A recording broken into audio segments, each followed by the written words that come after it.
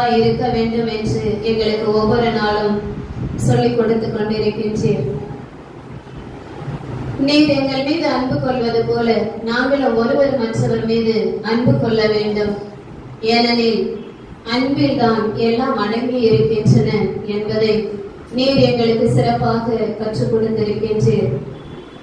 அன்பின் பிணைப்பாக கடவுளுக்குள் அன்புடன் இணைந்திருப்பவர்களாக என்று எம்மிடையே இருக்கின்ற திரு விக்டர் ஜான் அவர்களையும் அவர்களது துணைவியாருக்காகவும் உமக்கு நாங்கள் நன்றி கூறுகின்றோம். அன்பு ஆண்டவரே, உமது அருள் வரங்களையும் ஆசீர்வாதங்களையும் நீர் அவர்களது குடும்பத்திற்கு ஏராளமாக பொழிந்திருக்கின்றீர்.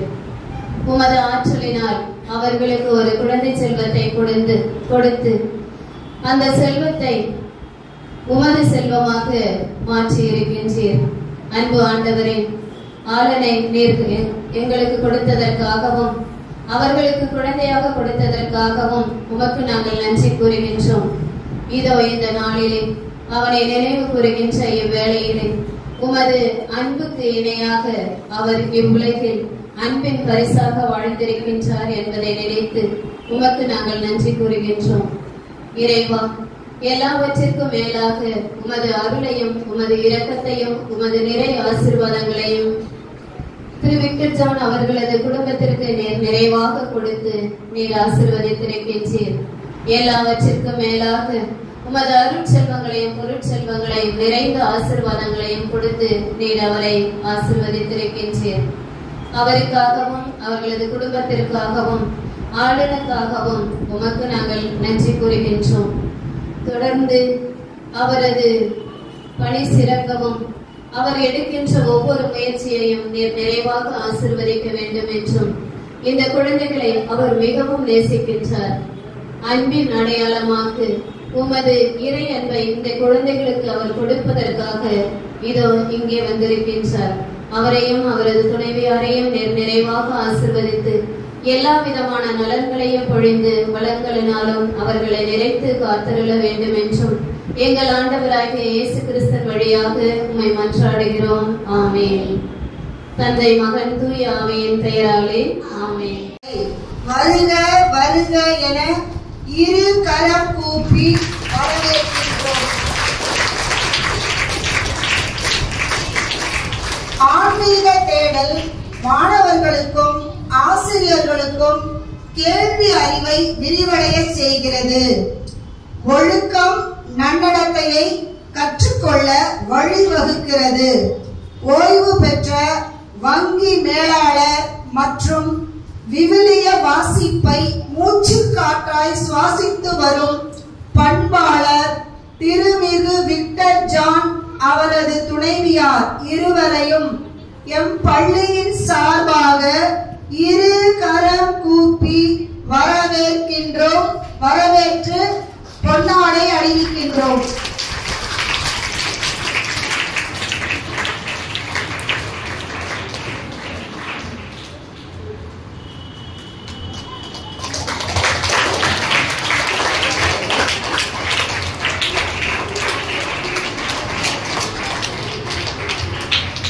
தனி மனிதனை சமுதாயத்துக்கு ஏற்றவனாக மாற்றுதல் என்னும் ஆசிரிய பணியினை அர்ப்பணிப்பு உணர்வோடு செயல்பட்டு கொண்டிருக்கும் ஆசிரிய பெருமக்களை இரு கரம் கூப்பி வருக வருக என அழைக்கின்றேன்.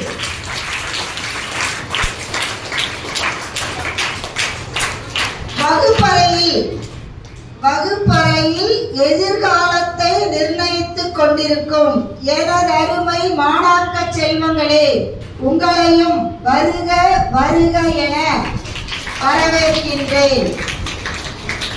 பொறுமை காத்திடுக. தங்களது ஆன்மீக தேடலை சிறப்பாக தேடுமாறு வாழ்த்துக்களையும் பாராட்டுகளையும் நல்கின்றேன். நன்றி, வணக்கம்.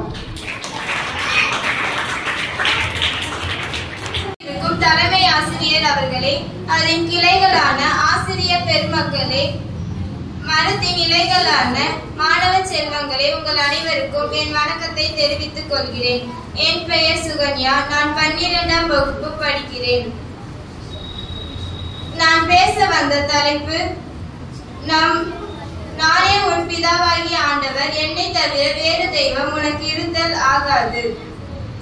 இறைவன் இப்பூமியை படைத்தார். இறைவன் மக்களை மிகவும் நேசித்தார். அதனால் தம் சாயலாகவே மனிதர்களை படைத்தார். அவர் நோவாவுடன் நானே உன் பிதாவாகிய ஆண்டவர் என்று உடன்படிக்கை செய்து கொண்டார். ஆபிரகாம், ஈசாக்கு, யாக்கோபு அவர்களின் வழிமரபினரான இஸ்ரேல் மக்கள் பல ஆண்டுகளாக எகிப்தில் அடிமைகளாய் துன்பப்பட்டு வந்தனர். அவர்களின் வேதனையை கடவுள் கண்டு மோசே மூலம் அவர்களை கானான் நாட்டுக்கு பாதுகாப்பாக அழைத்து சென்றார். அங்கு மக்கள் கடவுளை நினையாமல் வேறு வேறு கடவுள்களை எல்லாம் வழிபட்டனர். இதனால் அவர் 10 கட்டளைகளை கொடுத்தார். அந்த 10 கட்டளைகளையும் மக்கள் கடைபிடிக்கவில்லை. எனவே தம் மகன் இயேசுவை இந்த உலகிற்கு அனுப்ப முடிவு செய்தார். இதற்கிடையில் நெபுகத்நேசர் என்ற ஒரு அரசர் இருந்தார். அவர் ஒரு சிலையை செய்தார். அதை அனைவரும் வணங்க வேண்டும்.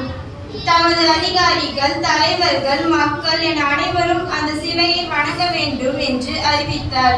ஆனால் தானியேலின் நண்பர்கள் 3 பேர் ஒரே கடவுளை தான் வணங்கி வந்தார்கள். அவர்களை தவிர மீதி எல்லாரும் அந்த சிலையை வணங்கினார்கள். ஆனால் அவர்கள் 3 பேரும் அந்த சிலையை வணங்கவில்லை. இதை அதிகாரிகள் அரசரிடம் சொன்னார்கள். அரசர் அந்த சிலையை வணங்கும்படி அந்த 3 பேருக்கும் உத்தரவிட்டார். ஆனால் சிலையை வணங்க மறுத்துவிட்டார்கள். நான் வல்லமையுள்ள கடவுளை மட்டும்தான் வணங்குவேன், நீ செய்த சிலையை என்னால் வணங்க முடியாது என்று சொல்லிவிட்டார்கள். இதனால் பெரும் கோபம் கொண்ட அரசர் அந்த தீச்சூளை நெருப்பை 7 மடங்கு சூடாக்க உத்தரவிட்டார். பின்பு அந்த 3 பேரையும் கட்டி அந்த நெருப்பில் போட உத்தரவிட்டார். தம் 3 ஊழியர்களும் நம்மை நம்பி இப்படி தீச்சூளை போடப்பட்டதை இறைவன் விரும்பாமல் 3 பேரையும் காப்பாற்ற தம் வானதூதரை அனுப்பினார். அந்த 3 பேருக்கும் நெருப்பால் எந்த ஆபத்தும் வராமல் பாதுகாத்தார். இதை வெளியில் இருந்து கண்ட அரசர் அவர்களின் கடவுள் உண்மையான கடவுள் என்று நம்பினார். அதனால் அவர்களை நெருப்பில் இருந்து எடுக்க உத்தரவிட்டார். அவர்களை போல் அனைத்து மக்களும் அந்த ஒரே கடவுளை மட்டுமே வணங்க வேண்டும் என்று அறிவித்தார். பின்பு மக்கள் திரும்பி வேறு வேறு தெய்வங்களுக்கு வழிபட ஆரம்பித்தார்கள். இதனால் உலக மக்கள் பல பாவங்கள் செய்தார்கள். அந்த பாவங்களில் இருந்து அவர்களை விடுவிக்க தம் ஒரே மகன் இயேசுவை இவ்வுலகிற்கு அனுப்பினார். அவர் மனிதராக பிறந்து பெரியவரானார். அப்போது ஊரூராக சென்று நற்செய்தியை அறிவித்து வந்தார். நோயுற்றவர்களை குணமாக்கினார். தொழுநோயாளர்கள், வாய் பேச முடியாதோர், காது கேளாதோர், ஊனமுற்றோர் அனைவரையும் சுகமாக்கினார். இறந்தோரை உயிர்ப்பித்தார். இறைவனின் கட்டளைகளை மக்களுக்கு எடுத்து சொன்னார். இறைவன் மக்கள் எவ்வளவு அன்பு வைத்துள்ளார்கள் என்று மக்கள் மீது எவ்வளவு அன்பு வைத்துள்ளார் இறைவன் என்று சொன்னார்.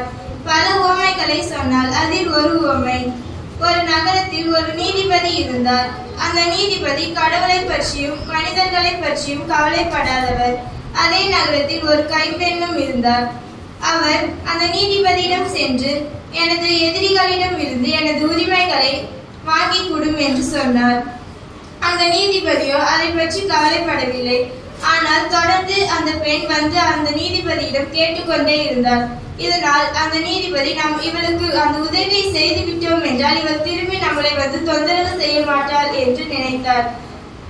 ஒரு இரக்கமற்ற நீதிபதியை இப்படி நினைக்கும் போது தம்மை பகலும் இரவும் வணங்கும் சொந்த மக்களை கடவுள் எப்படி கைவிடுவார்?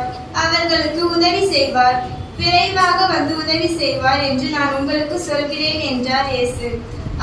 கடவுள் ஒவ்வொருவரோடும் இருக்கிறார். அவர் நம்மளை அன்பு செய்கிறார். நாம் வேறு வேறு தெய்வங்களை வழிபடுவதை விட்டுவிட்டு அவரின் கட்டளைகளை கீழ்ப்படிய வேண்டும். அவரை அன்பு செய்ய வேண்டும். தம்மை போல் பிறரையும் நேசிக்க வேண்டும். பொய் சொல்லக்கூடாது, களவு செய்யக்கூடாது. இது இறைவனுக்கு பிடிக்காது. அதனால் நாம் அவரின் அன்பு பிள்ளைகளாக அவரின் சொற்களுக்கு கட்டுப்பட்டு நடக்க வேண்டும் என்று உங்கள் அனைவரையும் கேட்டுக்கொள்கிறேன். எனக்கு வாய்ப்பு அளித்ததற்காக நன்றி கூறிக்கொள்கிறேன். நன்றி மறப்பது நன்றன்று, நன்றல்லது அன்றே மறப்பது நன்றி என்ற வள்ளுவரின் வாக்கிற்கிணங்க எனக்கு வாய்ப்பளித்த பள்ளி முதல்வர் அவர்களுக்கும் ஆசிரியர் பெருமக்களுக்கும் நன்றி கூறிக்கொள்கிறேன்.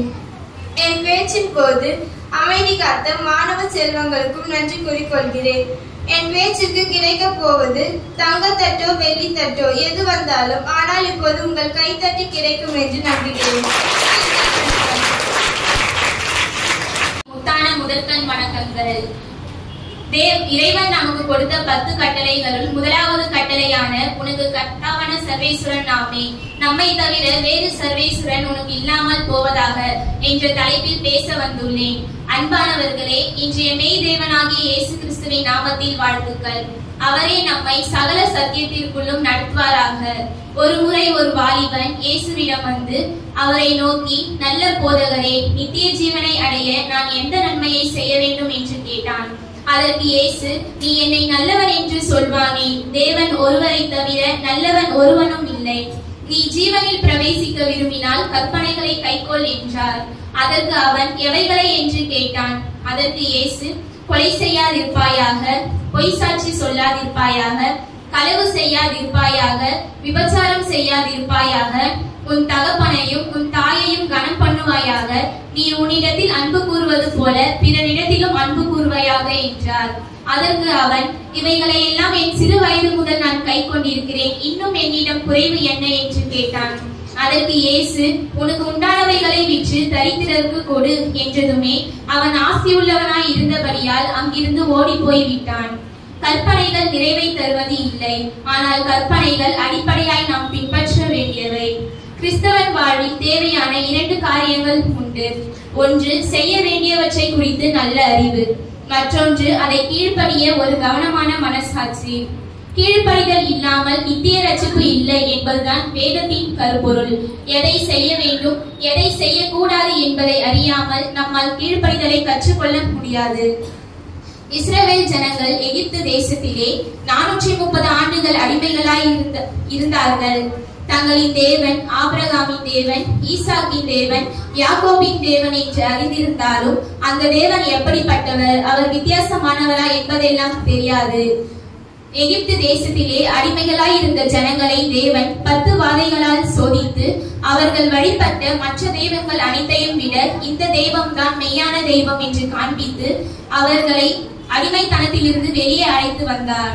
சாதாரணமாக இப்படி தேவனுடைய விசேஷ தன்மைகளையும் அற்புதங்களையும் கண்டு வந்தவர்கள் கொஞ்ச காலம் ஆகும் போது, நாம் நம்பி வந்தது உண்மையா, உண்மையாகவே இந்த தெய்வம் நம்மை வழி நடத்துமா, நாம் நம்பின தெய்வங்கள் நம்மை வழி நடத்தாதா என்றெல்லாம் சந்தேகம் வரும். இஸ்ரவேல் ஜனங்கள் 3 மாதங்கள் நடந்து வந்த போது அந்த தேவ வல்லமையை குறித்து சந்தேகம் வந்தது. தேவன் செய்த அற்புதங்கள் மறந்து போனது. இந்த சூழ்நிலையில் தேவன் மோசேயை அழைத்து தன்னை குறித்து இந்த ஜனங்களுக்கு சொல்லுமாறு கூறுகிறார். இன்று ஒருவேளை நமக்கும் இந்த தேவன் எப்படிப்பட்டவர் என்ற சந்தேகம் இருக்குமானால் இந்த செய்தி உங்களுக்கு ஒரு தெளிவை தரும் என்பதில் சந்தேகம் இல்லை. ஆனால் தெளிவுபடுத்தவில்லை என்றால் நம் புது நம்பிக்கையோடு பழைய நம்பிக்கையும் கலந்து நமது விசுவாசம் கலப்படமாகிவிடும் என்பதால் தேவன் அவர்களுக்கு தெளிவுபடுத்துகிறார். கர்த்தர் மோசேயை நோக்கி, நீ ஜனங்களிடத்தில் போய் இன்றைக்கும் நாளைக்கும் அவர்களை பரிசுத்தப்படுத்து. அவர்கள் தங்கள் வஸ்திரங்களை தோய்த்து 3ஆம் நாளைக்கு ஆயத்தப்பட்டிருக்க கடவர்கள். 3ஆம் நாளில் தேவன் சகல ஜனங்களுக்கும் பிரத்யட்சமாய் சீனாய் மலையின் மேல் இறங்குவார் என்று சொன்னார். தேவனை தரிசிக்க பரிசுத்தம் தேவை. நமது வாழ்வில் பரிசுத்தம் இல்லை என்றால் தேவனை தரிசிப்பேன் என்று கனவு காணலாமே தவிர தேவனை தரிசிக்க முடியாது. தேவனை தரிசிக்க மாத்திரமல்ல, தேவனின் வார்த்தையை உண்மையாய் கேட்க வேண்டும் என்றாலும் நம் வாழ்வில் பரிசுத்தம் தேவை. இயேசு இந்த உலகிற்கு வந்தபோது நியாய பிரமாணத்தை ஆனாலும் தீர்க்க தரிசனங்களை ஆனாலும் அழிக்கிறதற்கு வந்தேன் என்று எண்ணிக்கொள்ளாதேயுங்கள். அழிக்கிறதற்கல்ல, நிறைவேற்றுவதற்கே வந்தேன். வானமும் பூமியும் அழிந்து போனாலும் அதில் உள்ள ஒரு சிறு எழுத்தாகிலும் ஒரு எழுத்தின் உறுப்பாகிலும் அழிந்து போகாது என்று மெய்யாகவே உங்களுக்கு சொல்கிறேன் என்றார். ஒரு பள்ளி மாணவன் ஒருவன் எல்லா தேர்வுகளிலும் மற்றவர்களை பார்த்து எழுதி மதிப்பெண் பெறுவது வழக்கம். அந்த வகுப்பறையில் மேற்பார்வையில் இருக்கும் ஆசிரியர்கள் எவ்வளவு கண்டித்தும் அவனால் திருந்த முடியவில்லை. தலைமை ஆசிரியரிடம் கொண்டு சென்று தண்டிக்கப்படுவாய் என்று கூறினாலும் அப்போதைக்கு அவன் திருந்தினாலும் முழுவதுமாக அவனால் திருந்த முடியவில்லை. சில நாட்கள் கழித்து அந்த பள்ளிக்கு ஒரு புதிய தலைமை ஆசிரியர் ஒருவர் பதவியேற்றார். அவர் மாணவர்களிடம் அன்பாக பேசினார். மாணவர்களை எங்கு பார்த்தாலும் நன்றாக விசாரிப்பார். மாணவர்களை நன்றாக ஊக்குவிப்பார். தேர்வு வருகிறது. எப்பொழுதும் ஏமாற்றும் இந்த மாணவன் இப்பொழுது ஏமாற்றவில்லை. ஒழுங்காக படித்து தேர்வு எழுதுகிறான். இதை கண்ட ஆசிரியர்களுக்கு ஒரே ஆச்சரியம். ஒரு நாள் அந்த மாணவனை அழைத்து, உன் மாற்றத்திற்கு காரணம் என்ன என்று கேட்டார்கள். அதற்கு அவன் சொன்னான், என்னை அனைவரும் தவறானவன் என்று ஒதுக்கிய போதும், என்னை தவறானவன் என்று நினைத்த போதும் இந்த ஆசிரியர் மட்டும்தான் என்னிடம் அன்பாக பேசினார், என்னை அன்பாக விசாரித்தார். இப்படி என்னிடம் அன்பாக இருக்கும் ஆசிரியரின் முன்பாக நான் வெட்கத்தோடு தலை குனிந்து தவறு செய்தவனாக இருக்க எனக்கு மனமில்லை. எனவே நான் என்னையே மாற்றிக்கொண்டேன் என்று சொன்னான். அன்பானவர்களே, சட்டம் ஒன்றுதான். அதற்கு எப்படி கீழ்ப்படுகிறோம் என்பதுதான் முக்கியம். தேவன் ஆதி முதல் அந்த வரை எதிர்பார்ப்பது ஒன்றுதான்: கீழ்ப்படிதல், பரிசுத்தம், ஒழுக்கம், அன்பு. இவைகளை நாம் பின்பற்ற தேவன் பல வழிகளில் நமக்கு தெரியப்படுத்துகிறார். என்னை அன்றி உனக்கு வேற தேவர்கள் உண்டாயிருக்க வேண்டாம். கர்த்தர் மோசே மூலம் ஜனங்களுக்கு சொன்ன எல்லா வார்த்தைகளையும் உங்களுக்கு என்று சொன்ன தேவன் இங்கே உனக்கு என்று கூறுகிறார். இயேசு மலைப்பிரசங்கத்தில் கூறும் போது, நீங்கள் மற்றவர்களை குற்றவாளிகள் என்று தீர்க்காதீர்கள், ஏனெனில் நீங்கள் மற்றவர்களை தீர்க்கின்ற தீர்ப்பின்படியே நீங்களும் தீர்க்கப்படுவீர்கள். நீ உன் கண்ணில் இருக்கிற உத்திரத்தை உணராமல் உன் சகோதரன் கண்ணில் இருக்கிற துரும்பை பார்க்கிறதென்ன? முன்பு உன் கண்ணில் உத்திரம் இருக்கையில் உன் சகோதரனை நோக்கி, நான் உன் கண்ணில் இருக்கிற துரும்பை எடுத்து போடட்டும் என்று நீ சொல்வது எப்படி? மாயக்காரனே, உன் கண்ணில் இருக்கிற உத்திரத்தை எடுத்து போடு. பின்பு உன் சகோதரன் கண்ணில் இருக்கிற துரும்பை எடுத்து போட வகை பார்ப்பாய். உனக்கு கர்த்தாவான சர்வேஸ்வரன் நாமே. நம்மை தவிர வேறு சர்வேஸ்வரன் உனக்கு இல்லாமல் போவதாக. நாம் எவ்வளவு தெய்வங்களை வணங்கினாலும் இயேசுவே மெய்யான தெய்வம் என்று கூறி இத்துடன் என் உரையை விழித்துக் கொண்டு வாய்ப்பளித்தமைக்கு நன்றி கூறி என்னிடம் சார்கிறேன். நன்றி, வணக்கம்.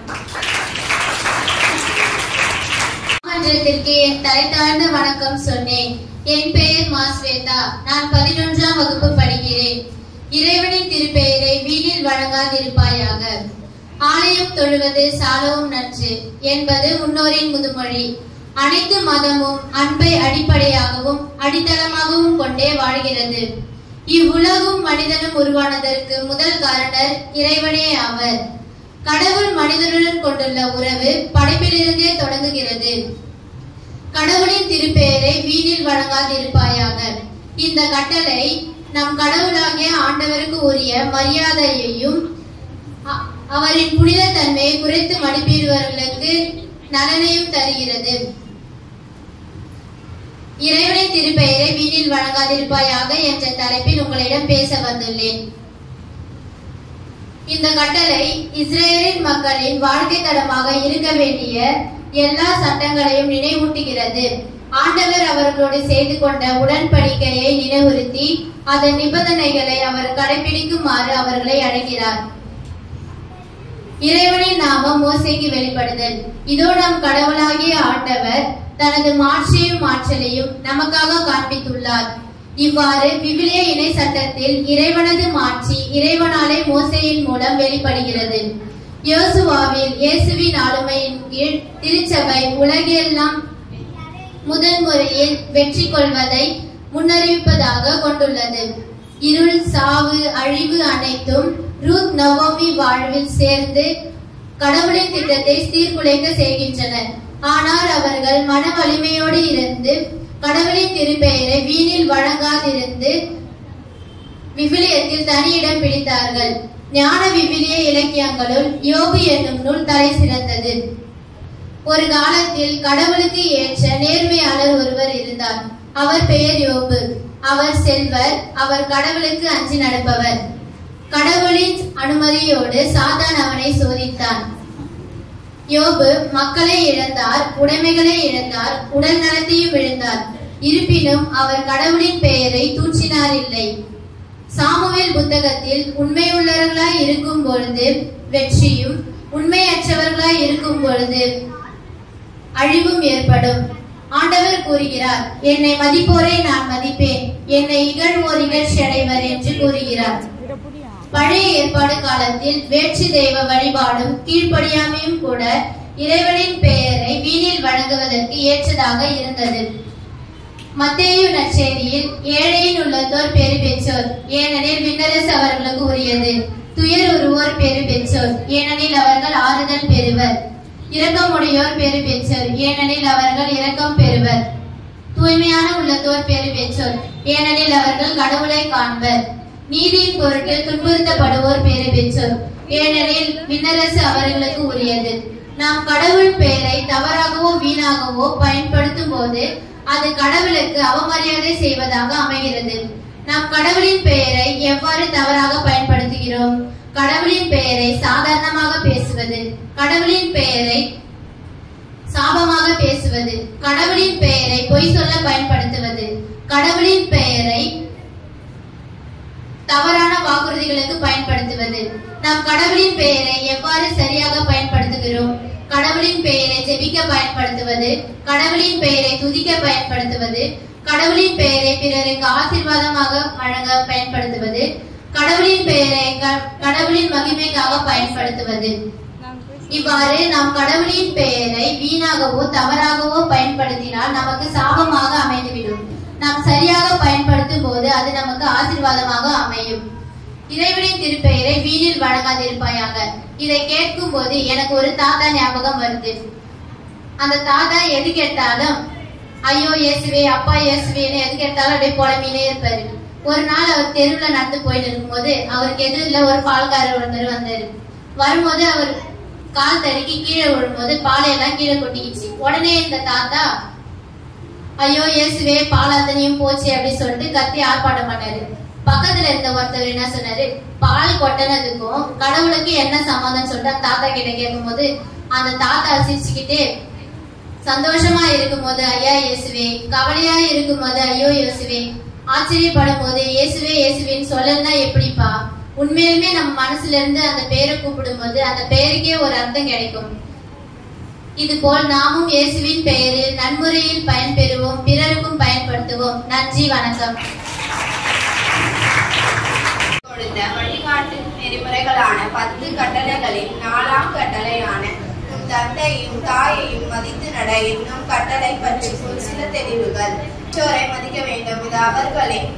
இது அவர்களின் வார்த்தைகளுக்கு மதிப்பளிப்பது, அவர்களின் உணர்வுகளை புரிந்து கொள்வது மற்றும் அவர்களின் தேவைகளை பூர்த்தி செய்வதாகும். பெற்றோர் தங்கள் அனுபவங்களில் இருந்து கற்றுக்கொண்டதை நமக்கு கூறுகிறார்கள்.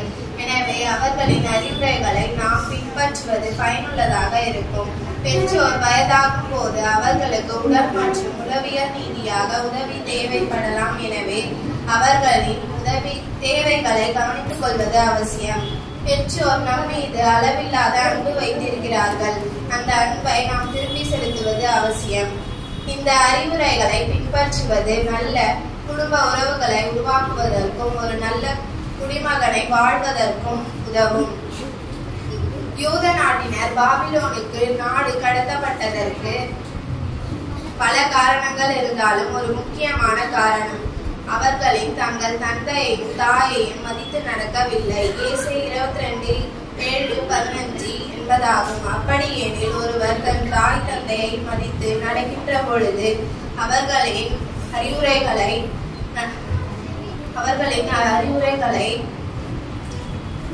நடக்கின்ற பொழுது அவர்களின் இயேசு கூறுவது போன்ற 30 மடங்காய் 60 மடங்காய் 100 மடங்காய் பிளந்து வருவார்கள் என்பது உறுதி. நாம் நம் தந்தையையும் தாயையும் மதித்து நடக்க வேண்டும். சீராக்கின் நூலில் 3:11 தாய்க்கு சிறுமி ஏற்பட்டால் அது பிள்ளைகளுக்கே சிறுமி.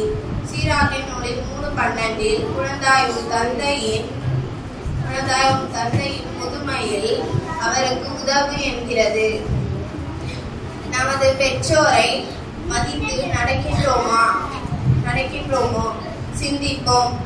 சீராக்கின் நூலில் 3:3 தந்தையார் மதிப்போர் பாவங்களுக்கு கழுவாய் தேடிக் கொள்கின்ற என்கிறது. ஆகையால் நம் பெற்றோரை மதித்து நடந்து இறைவனுக்கு தேவனுக்கு உகந்தவர்களாகிய இறையருள் நிறைவாக பெறுவோம்.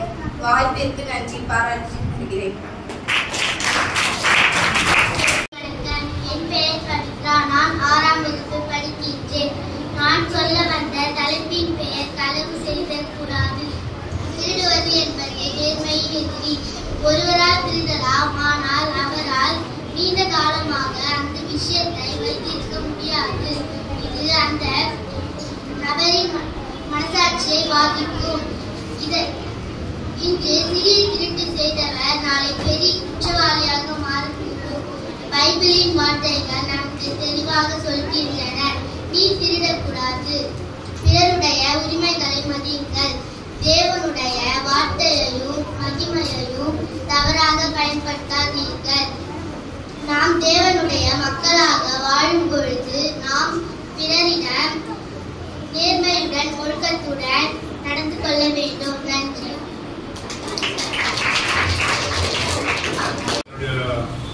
நீண்டகால நண்பர் சிஸ்டர் தலைமை ஆசிரியர், மிகவும் விரும்பப்படுகிற தலைமை ஆசிரியர் மிஸ்டர் மோட்சன் அவர்கள், மிஸ்டர் டென்னிஸ், அவங்க ரொம்ப நாளாக என்னுடைய நண்பர். உங்களுடைய மதர் சுப்பீரியர் வரலாறு பெருசா அவர்களுக்கும் என்னுடைய அருமையான ஆசிரியர் நண்பர்களுக்கும் எல்லாத்துக்கும் மேலாக இந்த ஒரு லைட் நின்று எரியுது, ஒரு 200 லைட் எரிஞ்சிட்டே இருக்கு. ஸோ நீங்கள் உங்களுடைய அந்த ஆர்வமுள்ள அறிவுள்ள இந்த பிள்ளைகளுடைய முகம் பிரைட்டாக இருக்கு. எனக்கு பிடிச்சது இந்த லைட். என்னுடைய பிள்ளைகளுக்கும் வணக்கத்தை தெரிவித்துக் கொள்கிறேன்.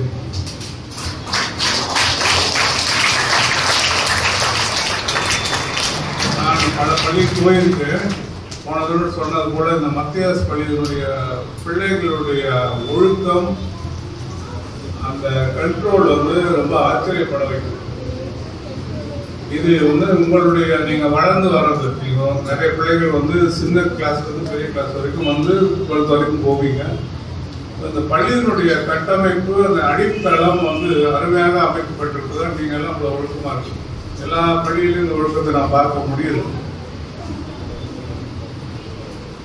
இன்றைய தினம் ஆலனுடைய பர்த்டே, 31 வயசு. ஆலன் இருந்திருந்தா 31 வயசு, இறக்கும் போது 16 வயசு. அருமையான மகன். சென்ற வருடம் அந்த வீடியோ பார்த்தீங்க, ஆனால் இந்த வருஷம் பார்க்கல. ரொம்ப பாசமான பையன், எல்லாருக்குமே பிடிக்கும். ஆனா அவனால இயலாமை, பிறந்தப்போ சொன்ன மாதிரி அவன் ஒரு வேஸ்ட் சைல்டு அப்படின்னு சொன்னான். இவனால ஒன்றும் பண்ண முடியாது, சோசியல் அக்செப்டன்ஸ் இருக்காது அப்படின்னு சொன்னான். எங்களுக்கு ஒரே சைல்டு தான், ஒரே பையன் தான், 94 பிறந்தான். அதன் பிறகு கடவுள் என்ன கூட இருந்து, நான் சொன்ன கடவுள் இந்த குழந்தைய கொடுத்தாருன்னா கடவுள் அதை வளர்க்கறதுக்கும் நமக்கு திறமை கொடுப்பார். இந்த பையன்கிட்ட ஏதோ திறமை இருக்கும், அதை நாம கொண்டு வருவோம் அப்படின்னு சொல்லி கொண்டு வந்தோம். 16 வயசுல அவன் இறக்கும் போது ஆச்சரியப்படத்தக்க வகையில் சோசியல் அக்செப்டன்ஸ் அவனுடைய பெஸ்ட் குவாலிட்டியா இருந்துச்சு. இது மனிதன் இல்லை என்று சொன்னாலும் அந்த குணம் தான் அவனுக்கு அதிகமான இருந்தது. சோசியல் அக்செப்டன்ஸ் என்னன்னா, ஒரு இடத்துக்கு போனா அந்த சுற்றி உள்ள மக்கள் விரும்பணும். நம்ம எல்லாருமே ஆசைப்படுவோம். நம்ம அனைவருமே விரும்புவது சோசியல் அக்செப்டன்ஸ். ஒரு கல்யாணத்துல போனாலும் சரி, ஒரு இடத்துக்கு போனாலும் சரி, நம்மள எல்லாம் விரும்பணும், நம்ம எல்லாரும் ரிசீவ் பண்ணணும், நமக்கு மரியாதை கொடுக்கணும் அப்படின்னு நினைப்பது நம்முடைய ஹியூமன் சைக்காலஜி. அது அவனுக்கு இருக்காது அப்படின்னு சொன்னாங்க. ஏன்னா அவனால எதுவும் செய்ய முடியாது, சொசைட்டிக்கு எதுவும் செய்ய முடியாது. இறக்கும் போது அதை டிஸ்ப்ரூவ் பண்ணி தான் அவன் இறந்தோம். நம்மளுடைய சிஸ்டருக்கு நல்லா தெரியும், டென்னிஸ் சிஸ்டருக்கு தெரியும், எல்லாரும் பார்த்துருக்காங்க, பார்த்துருக்காங்க. அவனுடைய பெஸ்ட் குவாலிட்டியா சோசியல் அக்செப்டன்ஸ். அது எதுல உருவாச்சு அப்படின்னா ஒழுக்கம். என்ன ஒழுக்கம் அப்படின்னு நான் சொல்றேன். நான் தந்தைன்ற முறையில் நான் சொல்றேன், அவனை வளர்க்க உதவி செஞ்சு அவன் ஒழுக்கமா நான் என்ன சொன்னாலும் அதை கேட்போம். நான் என்ன சொல்றேனோ அதை பிடிக்கலடா கூட அதை செய்வோம். கண்ட்ரோல். இதை செய்யாதான்னு சொன்னா எந்த காரணம் கூட செய்ய மாட்டோம். நான் பார்க்கறனோ பார்க்கலையோ செய்ய மாட்டோம். இதுதான் ஒழுக்கம். செல்ஃப் டிசிப்ளின், செல்ஃப் கண்ட்ரோல், நல்லொழுக்கம் அப்படின்னு சொல்றோம் இல்லையா? அப்ப நம்ம இந்த வருஷம் டாபிக் நான் செலக்ட் பண்ணது காரணம் 10 கட்டளைகள். இந்த சொசைட்டியை ஒழுங்குபடுத்துறதுக்காக கடவுள் அவர் கையால எழுதி கொடுத்த 10 கட்டளைகள். எந்த கடவுளும் அது மாதிரி செஞ்சதே கிடையாது. மோசேவை மலைக்கு கூட்டிட்டு போய் அது இஸ்ரேல் மக்களுக்கு என்னென்ன கட்டளைகள் அப்படின்னு சொல்லி அந்த 10 கட்டளைகள் கடவுள் கையால் ஒரு கற்பலகையில் எழுதப்பட்ட கற்பனைகள். யாரும் மனுஷன் யாரும் செஞ்சது கிடையாது. அப்போ அந்த 10 கட்டளைகள் எவ்வளவு முக்கியமானது அப்படின்னு அவங்க கோயில் கட்டினாங்க. யாரு? இஸ்ரேல் மக்கள் பெரிய கோயில் கட்டினாங்க. வேண்டாம்னு சொன்னார். கோயில் வேணா நான் அவங்க கூட இருக்கிறேன் அப்படின்னு சொன்னார். அவ்வளவு பெரிய கோயில் அந்த காலத்துல உலகத்திலேயே உயரமான கோயில், உலகத்திலே மிகவும் அந்த பொன்னாலே பொறிக்கப்பட்ட கோயில். அந்த கோயில் கட்டினாங்க. ஆனா அவ்வளவு பெரிய கோயில்ல மத்தியஸ்ல வைக்கப்பட்ட ஒரே பொருள் என்ன தெரியுமா? என்ன வச்சாங்க? கடவுளுக்கு சிலை வச்சாங்களா? என்ன வச்சாங்க? பெட்டகம் வச்சாங்க. பெட்டகத்துல என்ன வச்சாங்க? 10 கட்டளைகள். அந்த கடவுள் கொடுத்தாலே அந்த கல்லு, அந்த கல்லை தான் உள்ள வச்சாங்க. மறைச்சிட்டு பெட்டியில போட்டு கூட இன்னும் 2 விஷயம் வச்சாங்க. ஆரோனுடைய கோலும் மண்ணா பாத்திரமா இருக்கு. அந்த கற்பொலைகள் அடுத்த கோயில் கட்டினாங்க. 2வது கோயில் இடிஞ்சிச்சு, மறுபடியும் இன்னொரு கோயில் கட்டினாங்க. அந்த கோயிலே அந்த கற்பலைகள் வச்சாங்க. 3வதா கடவுள் இயேசு பிறக்கும் போது அந்த கோயில இருந்து அந்த கற்பலைகள் இயேசுவை கொலை பண்ணதால, இயேசுவை சிலுவைக்கு கொண்டு சென்றதால அந்த இஸ்ரேல் மக்களோட சாபம் எழுந்தது. அவர் சொன்னார், நீங்க பெருசு கோயில் கோயில் சொல்றீங்க, அந்த கோயில இடிஞ்சு விழும், எழுபது இடிஞ்சு விழும், ஒரு கல்லு மேல ஒரு கல் இருக்காது அப்படின்னு சொன்னாங்க. அதுக்காகவே இயேசுவை கொலை பண்ணாங்க அந்த இஸ்ரேல் மக்கள். ஆனா இயேசு இறந்து 30 வருஷம் பிறகு 70ஆம் வருஷத்துல அந்த கல்லு அவ்வளவு பெரிய கோயில் தரைமட்டமானது. அந்த கற்பலகை காணாமல் போனது. ஆனா பைபிள்ல என்ன சொல்லப்பட்டிருக்குன்னா வெளிப்பாடுகள், திருவெளிப்பாடுகள்ல பரலோகத்தில் அந்த ஆர்க் ஆஃப் தி கவர்னன்ட், அந்த உடன்படிக்கை பெட்டி இருக்கிறது அப்படின்னு சொல்றோம். நான் என்ன சொல்ல வரேன்னா, கடவுள் அந்த 10 கட்டளைகளை அவ்வளவு முக்கியத்துவம் கொடுக்கிறார். கடவுளை அன்பு செய்கள்.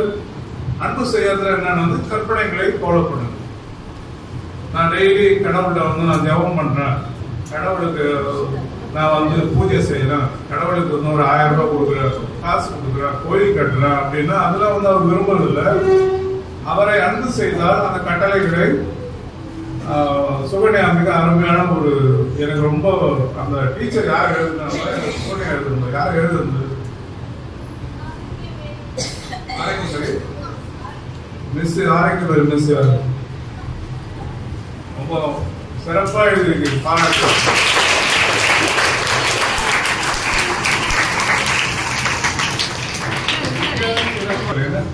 அழகா எழுதி இருக்கீங்க. அந்த டெலிவரி பண்ண சுப்படி அதை விட ரொம்ப எந்த விதமான தடங்களும் இல்லாம அருமையான டெலிவரி. 2 பேருக்குமே பாராட்டுங்க.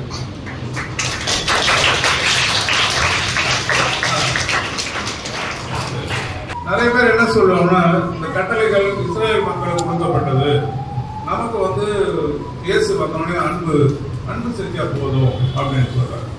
பார்க்கறதுக்கு ரொம்ப சுலபமா இருக்கும். உங்களுக்கு அன்பு செய்யறது, பார்க்கறது மனுஷனை பார்த்து அன்பு செய்தாங்க. எல்லாருமே தான் அன்பு செய்யறாங்க மனிதர்கள். அத பின்னாடி என்ன இருக்கு? இயேசு என்ன சொன்னாங்கன்னா, நீங்க 10 கட்டளைகளை அழிக்க வந்தீங்களா அப்படின்னு கேட்டீங்கன்னா இல்லைன்னு சொன்னாங்க. நான் அதை மேம்படுத்ததான் வந்தேன் அப்படின்னு சொன்னாங்க. மேம்படுத்துவதில் என்னன்னா அடுத்த லெவலுக்கு கொண்டு போறாங்க. எப்படின்னா 10 கட்டளைகள் 2ஆ பிரிக்கலாம். முதல் 4 கட்டளைகள் கடவுளை அன்பு செய்தால் என்ன செய்யலாம்? அடுத்த 6 கட்டளைகள் மனிதனை அன்பு செய்தால் என்ன செய்யணும், அதுதான் வந்து 2 பிரிச்சு. இயேசு என்ன சொன்னாலும் சுலபமா அன்பு, கடவுளை அன்பு செய்யுங்கள், மனிதனை அன்பு செய்யுங்கள். காண்கிற மனிதனை நீங்கள் அன்பு செய்யாவிட்டால் காணாத கடவுளை நீங்கள் எப்படி அன்பு செய்வீர்கள்? இது புதுசா இருக்க, போதுமா, லவ் பண்ணா போதுமா அப்படின்னு அர்த்தம். நிறைய பேர் என்ன சொல்றாங்க, லவ்ல வந்து நான் லவ் பண்றேன், நான் I love my parents, I love my friends, I love my teachers. அப்புறம் வாலிபர்களான பிறகு I love my girl friend, I love my boy friend, I love my children அப்படி போயிடுது. அந்த லவ்லாம் கிடையாது. இதுக்கும் மேலான அன்பு. மற்றொருவனை அன்பு செய்யும் போது அவனுக்கு எந்த விதமான துன்பமும் செய்ய மாட்டேங்குது, நினைக்க மாட்டேங்குது. இயேசு என்ன சொன்னார்னா, அது ஒரு கற்பனை ஒன்று இருக்கு, ஒரு கட்டளை. விபச்சாரம் செய்யாது இருப்பாயாக. அது யாராவது பேசுவாங்கன்னு பார்த்தா, ஆனா உங்களுக்கு கண்டிப்பா அது பேசிதான். விபச்சாரம் செய்யாது இருப்பாயாக அப்படின்னு. விபச்சாரம்னா என்ன, வந்து உன்னுடைய சிந்தனையிலும் செயலிலும் உன்னுடைய நடத்தையிலும்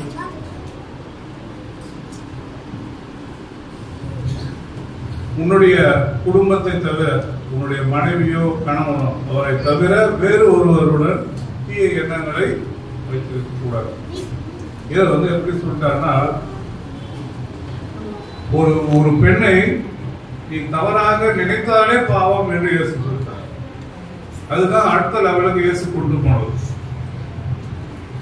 இயேசு கடவுள் கொடுத்த 10 கட்டளைகளை யூதர்கள் என்ன பண்ணாங்கன்னா, அந்த கட்டளைகளை பெருசாகி 636 கட்டளைகளாக்கி அதை கம்பல் பண்ணிட்டாங்க. என்ன சொல்றாங்க, இது கட்டளைகள் இப்படிதான் அப்படின்னு சொன்னாங்க. அதுதான் இயேசு பேசுறாரு. நீங்க சொல்றீங்க கட்டளைகளை போல போறது, ஆனா கடவுளை வந்து நீங்க அன்பு செய்யவே விட மாட்டீங்க அப்படின்னு சொன்னாங்க. ரெண்டுக்கும் வித்தியாசம் இருக்கு. ஒரு ரூல் போட்டாங்கன்னா அதை கடமையே செய்யறது வேற. இந்த ரூல் எதற்காக போடப்பட்டது, ஏன் நான் அதை ஃபாலோ பண்ண, அப்படி புரிஞ்சுக்கிட்டு ஃபாலோ பண்றது 2 விஷயம். இயேசு அதான் சொன்னார், கட்டளைகள் கொடுத்துட்டாங்க, நீங்க வந்து கட்டளைகளாக ஃபாலோ பண்ண வேணாம்.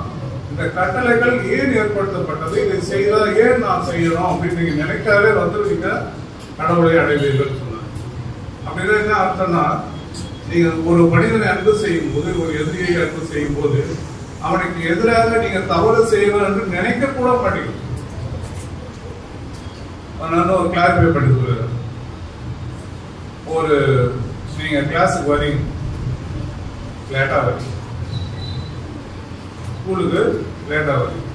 வரும்போது என்ன பண்றீங்க, நீங்க மைண்ட்ல வந்து அதாவது வீட்டுல இருந்து ஸ்கூலுக்கு வரும்போது எச்எம்கிட்ட போய் என்ன போய் சொல்லணும், எங்க அம்மா வந்து உடம்பு சரியில்லை, சாப்பாடு ரெடி ஆகல, சைக்கிள் பஞ்சர் ஆயிடுச்சு, ஃபீவர் வந்துச்சு, தம்பிக்கு உடம்பு சரியில்லை. நீங்க வந்து அங்கிருந்து வர்றதுக்குள்ள 15 ரீசன் வந்து மைண்ட்ல புக் பண்ணிட்டு வரீங்க. என்ன ரீசன் சொன்னா, எச்எம் வந்து கன்வீன்ஸ் ஆவாங்க, லேட்டா வந்திருக்கு, வேகமா ஓடி வரீங்க, அன்னைக்கு எச்எம் லீவ். நீங்க என்ன நினைக்கிறீங்கன்னா, கடவுளே என்னை காப்பாத்துட்டீங்க, நான் இன்னைக்கு பாவமே பாவம் பண்ணலாம்னு நினைச்சா, பொய் சொல்லலாம்னு நினைச்சா, நீங்க பொய் சொல்லல அப்படின்னு. ஆனா இயேசு என்ன சொல்றாருன்னா, நீ 15 பொய் சொல்லிருக்க. வித்தியாசம் தெரியுதா? அந்த செயல் நீங்க நினைத்த செயல் நடக்கவில்லை என்பதற்காக நீங்க பாவம் செய்வதில்லை என்று அர்த்தமே கிடையாது. பாவங்கள் எங்க உற்பத்தி ஆகுது?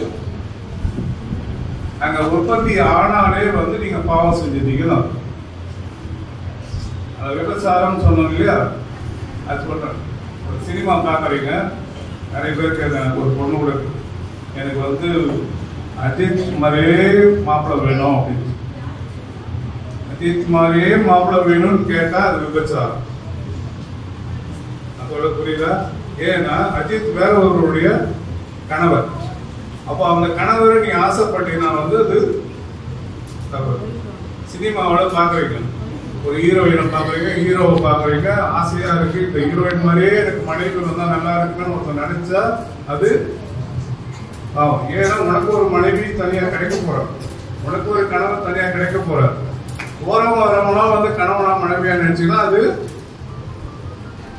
இது ஏன் சொல்றேன்னா, உங்க மைண்ட்ல வந்து ஒழுக்கம் இருந்ததுன்னா இந்த மாதிரி யோசிக்க மாட்டீங்க.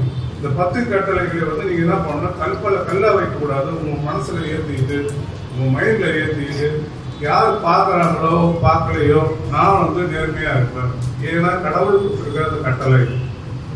அதனால நான் வந்து இந்த 10 கட்டளைகளையும் ஃபாலோ பண்ணணும் அப்படின்னு சொல்லி நீங்க ஒரு நாளும் சொல்லும் போது என்ன ஆகும்னா வந்து நீங்க உங்களுக்கே தெரியாம உங்களுடைய வேல்யூ, நான் சொன்னாலே சோசியல் அக்செப்டன்ஸ் அது அதிகமாகும். காரணம் என்னன்னா, ஸ்வேதா இந்த இடத்துக்கு போனா ஹெச்எம் கிட்ட கம்ப்ளைண்ட் பண்ணான்னு வச்சுங்க, எனக்கு ஸ்வேதாவை பத்தி தெரியும், ஸ்வேதா இதை செஞ்சிருக்க மாட்டான், புரியுதுங்களா? அதுதான் வந்து இன்டெகிரிட்டி. பார்த்தாலும் பார்க்காட்டாலும் உங்க மேல வந்து அந்த சோசியல் அக்செப்டன்ஸ் வந்து நீங்க யாரு அப்படின்ற நிர்ணயிக்கிறது அந்த நல்லொழுக்கம், அந்த டிசிப்ளின், அந்த கமாண்ட்மெண்ட்ஸ். அதுக்கு உதவுவது வந்து இந்த 10 கமாண்ட்மெண்ட்ஸ். புரியுதா? இன்னொரு பாகத்தை நான் சொல்லி முடிச்சிடறேன். அது யாரும் சொல்லவும் இல்லை. அந்த பாட்டு பாடினாலே அருமையான ஒரு பாடல், ஆரம்ப பாடல். புதிய ஏற்பாடுல வந்து பவுல் என்ன சொல்றாருன்னா, அன்பு எப்படிப்பட்டது அப்படின்னு சொல்றாரு. அதை நீங்க எல்லாருமே மனப்பாடம் பண்ணணும். நீங்க ஃப்ரீயா இருக்கும்போது மனப்பாடம், அன்புனா என்ன அப்படின்னு சொல்லிட்டு ஒருத்தர் மேல அன்பு இருந்தா நீங்க என்னென்ன செய்வீங்க, என்னென்ன செய்ய மாட்டீங்க அப்படின்றது அந்த ஒரு சாப்டர் 13ஆம் அதிகாரம், 13ஆம் அதிகாரம் அவ்வளவு அழகான ஒரு அன்பு இருமாப்பு கொள்ளாது அப்படின்னு சொல்லி ஒண்ணு ஒண்ணா வரும். இதுதான் புதிய ஏற்பாட்டு கட்டளை. ரெண்டா பிரேக் பண்ணி கடவுளை அன்பு செய்து மனிதனை அன்பு செய்யும் போது அன்பாவே இருப்பீங்க. அந்த வாசகம் வாசிக்கும் போது சொன்னாங்க, கடவுளுடைய அன்பை நாம தான் பூர்த்தி பண்ணணும்ன்றது. We complete God's love. கம்ப்ளீட்டா என்ன அர்த்தம்? அவர் ஒரு ஆப் இருக்கு, இன்னொரு ஆப் நாம கொடுக்கும் போது அதை கம்ப்ளீட் பண்ணணும். கடவுள் அதான் எதிர்பார்க்கிறாரு. நீங்க அன்பு செய்யணும், அவரும் அன்பு செஞ்சாரு, நீங்களும் அன்பு செய்யும் போது அது கம்ப்ளீட் ஆகும். அவர் மாத்திரம் அன்பு செஞ்சுட்டே இருந்தாலும் அது வந்து ஒரு பக்கம் அன்பா போயிடும். புரியுதுன்னா? அப்போ நீங்க எல்லாருமே வந்து நல்லொழுக்கம் இருக்கணும். ஆசார கோவைன்னு ஒரு 5ஆம் நூற்றாண்டு 6ஆம் நூற்றாண்டு எழுத 18 நூல் இருக்கு. நிறைய பேர் கேள்விப்பட்டீங்களா? அதுல ஒரு 100 வெண்பா இருக்கு. அந்த 100 வெண்பாவிலையும் வந்து ஒரு ஒழுக்கம், எப்படி எல்லாம் நடத்தணும், எப்படி சாப்பிடுறது, எப்படி குடிக்கிறது, யாராவது கேள்விப்பட்டிருக்கீங்க? ஆசார கோவை டீச்சர் கேள்விப்பட்ட ஒரு டீச்சர் தான் இருக்கு. எல்லாருமே போய் பாருங்க, அதை வந்து காப்பி இருந்தா படிச்சு பாருங்க. ஆசார கோவை அவ்வளவு அருமையா இருக்கு. ஆசார கோவையில என்ன சொல்றேன்னா வந்து 8 குணங்கள் கொடுத்து இவை 8ம் இருந்தா நல்லொழுக்கம் அப்படின்னு சொல்றாங்க. ஏன் இதை சொல்றேன்னா, அந்த 8 ஒழுக்கத்துல 5வது ஒழுக்கம் கல்வி. 8 ஒழுக்கத்துல 5வது ஒழுக்கம் தான் கல்வி. இப்போ இருக்கிற சிச்சுவேஷன்ல பிள்ளைகள்லாம் என்ன நினைக்கிறாங்கன்னா, நான் படிச்சா பாஸ் ஆயிட்டு வேலைக்கு போயிட்டு சம்பாதிச்சு ஜாலியா இருக்கு. அதுதான் வந்து இப்போடைய ட்ரெண்டு. என் பக்கத்துல நல்லா இருக்கிறேன்னா ஐ டோன்ட் கேர், என் அப்பா அம்மா நல்லா இருக்காங்களா ஐ டோன்ட் கேர், சொசைட்டி நல்லா இருக்கா ஐ டோன்ட் கேர், நான் படித்தேன்னா வெளிநாட்டுக்கு போனேன்னா காசு நேரத்தை சம்பாதிச்சேன்னா ஊர் சுத்தினா கல்யாணம் கூட பண்ண மாட்டாங்கன்னு கேட்டேன். காரணம் என்னன்னா, அந்த அன்பு தனிந்து போயிருக்கு. இப்போ அன்பு தனிந்து போயிருக்கு. பிள்ளைகளை நான் பார்க்கறப்போ கல்யாணம் பண்றதுக்கு தயாராகவே இல்லை. காரணம் என்னன்னா வந்து ஒரு பொறுப்பு எடுக்கணும், ரெஸ்பான்சிபிலிட்டி எடுத்துக்கணும், இன்னொரு பிள்ளைகளை பெற்றெடுக்கணும், குடும்பத்தை பார்க்கணும். அது வேண்டாம். நான் சம்பாதிக்கிறேன், என் பணம், நான் சந்தோஷமா இருக்கேன். அந்த ஆட்டிடியூட் தான் இப்போ எல்லாருக்கும் வரும். அப்பா அம்மாவுக்கு ஒரே பிள்ளை இருக்கிறாங்க, அந்த ஒரு பிள்ளையும் கனடாவுக்கு போய் யூஎஸ்ஏக்கு போகுது. கொஞ்சமாவது யோசிக்க வேண்டாம். உன்னுடைய பெற்றெடுத்து வளர்த்த உன்னுடைய பெற்றோர் இங்க இருக்கும்போது அவளை யார் பார்த்துக் கொள்வோம்? வயதான முதிர்நாட காலத்துல யார் பார்த்துக் கொள்வோம்? இங்க இருக்கிற பிள்ளைகளை கேட்டா எல்லாருமே அதை சொல்லுவாங்க, நான் வெளிநாட்டுக்கு போகணும், நல்லா சம்பாதிக்கணும்.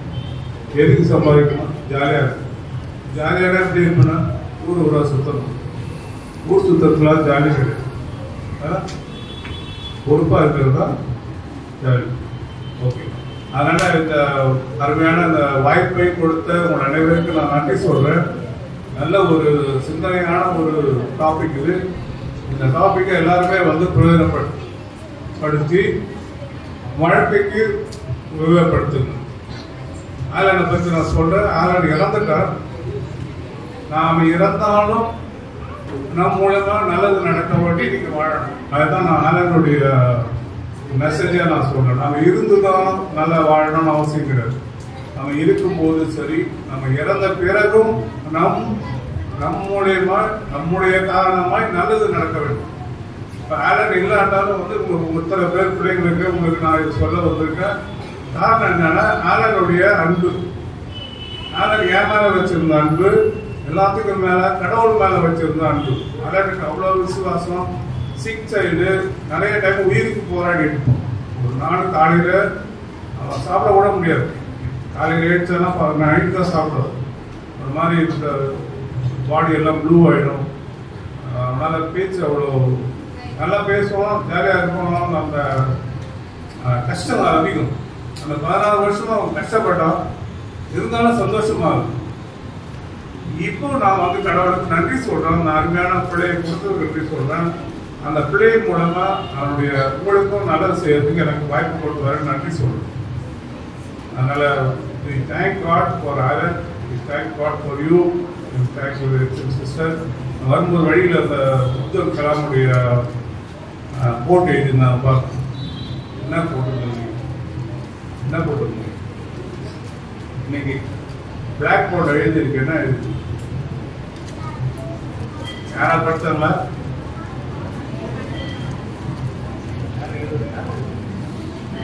ஜெயிக்கிறது முக்கியம் இல்லை, பார்ட்டிசிபேஷன் தான் ரொம்ப முக்கியம். அப்துல் கலாம் அழகா சொன்னார். இன்றைக்கு போட்டிகளில் பிரைஸ் வாங்கினவங்க எல்லாருக்கும் நான் பாராட்டுறேன். அதே சமயம் பங்கேற்றவங்க எல்லாரையுமே நான் பாராட்டுறேன். பங்கேற்பு தான் முக்கியம். பிரைஸ் வாங்கலையே என்ன வந்து மன கஷ்டப்படுவாங்க. ஏன்னா அது ஒரு இதுவாகவே போயிடுது. அதனால பிரைஸ் வாங்கணும்னு சந்தோஷப்படுங்க. வாங்காதவங்க என்னுடைய ஃப்ரெண்டு வாங்கினவங்களே சந்தோஷப்படுங்க. அதுதான் உண்மையான நன்மை. இதை நான் சொல்றது, இந்த பொருளை வந்து பெருசா நினைக்காதீங்க, உங்களுடைய அன்பை வந்து பெருசா நினைக்கிறீங்க. ஓகே, ஸோ வாங்கும்போது பிரைஸ் வாங்கும்போது அந்த பிள்ளைகளுக்கு பாராட்டுங்க, கை தட்டுங்க. மனசு சந்தோஷமா நான் வாங்காட்டாலும் என்னோட ஃப்ரெண்டு வாங்கினாங்க அப்படின்னு சந்தோஷப்படும். அதுக்காக வந்து நீங்க போட்டியிடாம இருந்தீங்க. அடுத்த தடவை நான் ஜெயிப்பேன் அப்படின்னு நினைக்கணும். ஆனா வந்து இவன் வாங்கிட்டாங்கன்னு சொல்லி கஷ்டப்படக்கூடாது. சொல்ல புரியுதா? So the spirit of winning புரியுது. அதனால அனைவருக்கும் மீண்டும் ஒரு முறை நன்றியை கூறி அமர்கிறேன். நன்றி, வணக்கம்.